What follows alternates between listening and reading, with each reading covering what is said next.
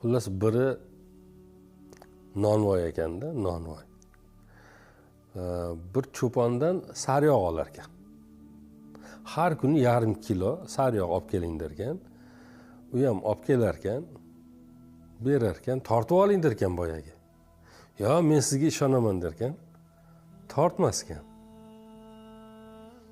Yillar o'tibdi. Bir kuni bir ichiga bir shubha tushib qolibdi.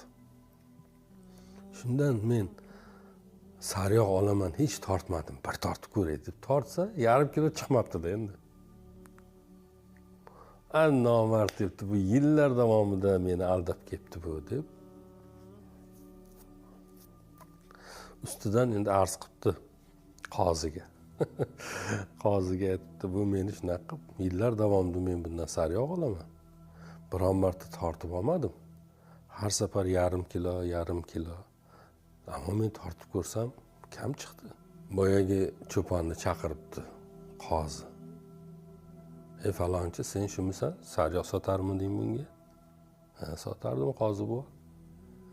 Au, kam sotibsan nomard. 1,5 kilo chiqmayapti mana tortib. Endi debdi.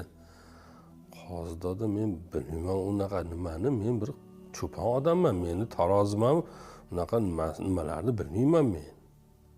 Men shu qo'l bola bir tarozi qo'yib olganman. Men bu odamdan har kuni non olaman. 1,5 kilolik non olaman.